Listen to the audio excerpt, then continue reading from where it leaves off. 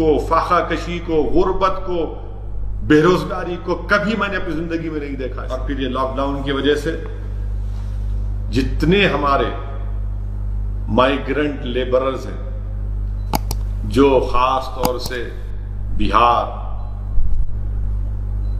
Bengal, U P, Jharkhand سے ہمارے دیش کے مختلف بڑے بڑے شہروں میں گئے، یہی غریب لوگ ہیں جنہوں نے ہمارے نئے بھارت کو بنانے میں اپنا رول ادا کر رہے ہیں.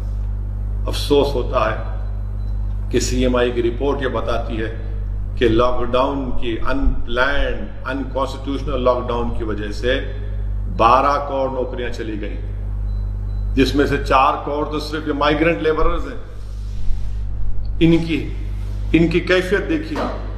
اورنگ آباد میں پیدل نکلتے ہیں، پیدل مائیگرنٹ لیبررز، اور پیدل نکلتے ہیں کتنے لوگوں کی 16 لوگوں کی موت ہو جاتی، کیونکہ وہ غریب کو معلوم کہ جو ٹرین کی پٹری کو دیکھ کر چلوں گا تو میں اپنے گاؤں کو، اپنے دیش کو پہنچ جاؤں گا.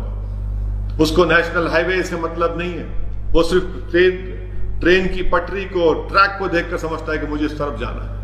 تھک گئے تھے وہ لوگ. کسی نے کہا کہ وہ بے ہوش ہو کر گر گئے تھے. آپ اندازہ لگائیے کہ ہم کیا جواب دیں گے، ہم اپنے ضمیر کو کیا جواب دیں گے. مجھے شرمندگی محسوس ہوتی ہے بحیثیت ایک ایم پی کے. تکلیف ہوتی ہے کہ میں کیا جواب دوں گا. میں جو دیکھ رہا ہوں بھوک کو، فاقہ کشی کو، غربت کو، بے روزگاری کو کبھی میں نے اپنی زندگی میں نہیں دیکھا ایسا. اور پھر اورنگ آباد کی اس ٹرین کے پٹریوں پر 16 لوگوں کی موت، ان غریبوں کی موت، اس میں کوئی اعلیٰ ذات کے لوگ نہیں تھے. اور پھر وہ تصاویر آتی ہیں کہ لاشیں بکھری پڑی ہوئی ہیں اور روٹیاں پڑی ہوئی ہیں ریلوے کی ٹریک کے اوپر. حکمران جو ہے، چاہے وہ بی جے پی ہو یا مہاراشٹر کی حکومت ہو، کیا جواب دیں گے آپ لوگ؟ کوئی اس ملک میں ان مرنے والوں کی کوئی قیمت ہے یا نہیں؟ ان کی جان کی کوئی قیمت ہی نہیں.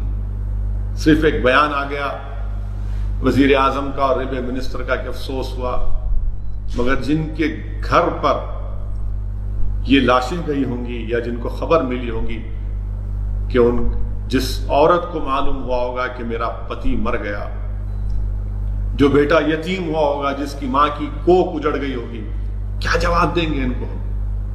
اور کیوں مرے وہ لوگ؟ حادثے میں نہیں مرے، بھوک کی وجہ سے، پریشانی کی وجہ سے، اس کووڈ وائرس کی ڈر کی وجہ سے. پیسے نہیں تھے، اپنی عزت کے لیے، اپنی سیلف ریسپیکٹ کے لیے اپنے گاؤں کو، اپنے دیش کو جا رہے تھے اور تھک کر بے ہوش ہو کر گر گئے. ٹرین آئی اور ٹرین ان کو مار کے چلے گئی. 800 کلومیٹر، 900 کلومیٹر، 1000 کلومیٹر لوگ پیدل جا رہے ہیں، سائیکل پر جا رہے ہیں.